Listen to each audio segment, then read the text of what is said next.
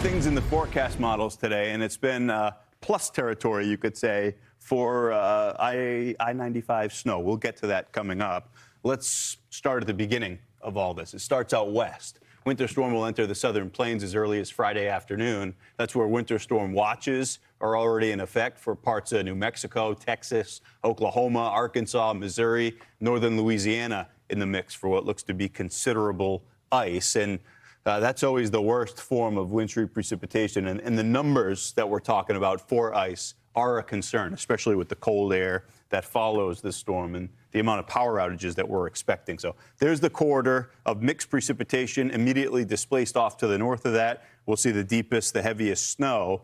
Arctic high pressure, brutally cold air across the northern tier, brutally cold, like 50 plus below zero.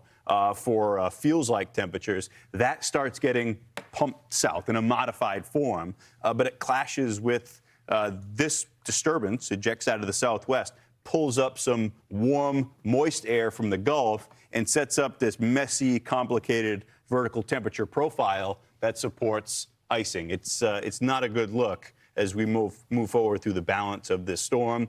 Weather Service getting out ahead of it, issuing winter storm watches from the southwest now all the way to almost the Atlantic seaboard.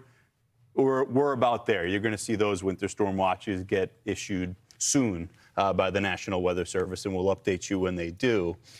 This is the snow forecast across the plains, and we were telling you yesterday that we were thinking right there, heaviest snow between 70 and 40. This swath in through there, where we may see in spots well in excess of a foot. Could be a top 5 snow for parts of northern Oklahoma, into parts of maybe Kansas if it sneaks up that way, points east from there. Do want to point out, in between, there is some sleet potential, which that's the ice pellets that come down. That's dictated by the depth of the sub-freezing air down at the ground, whether or not any snowflakes that melt have time to refreeze before they hit the ground.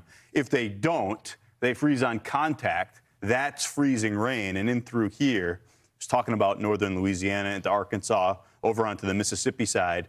If that plays out, numbers in excess of half an inch of ice, that's destructive ice, where big tree limbs come down, power lines come down, power outages become very widespread, and travel for at least some period of time is effectively impossible. This is our power outage forecast. In this zone, widespread power outages are what we're expecting. Keep in mind that in some of these places, you've got temperatures that drop for a few nights after the storm into the teens and 20s. So without power, that becomes a very dangerous aspect of the storm, even though it doesn't get the attention of the stuff falling from the sky, the snow, the ice. Be aware of that. You got to, if you live in these zones and through here too, which we'll talk about, you have to be prepared for a bit of a long haul with a classic setup here for icing. Well below freezing at the surface. This is Shreveport, Louisiana. You look a mile up, temperatures are up into the mid-40s.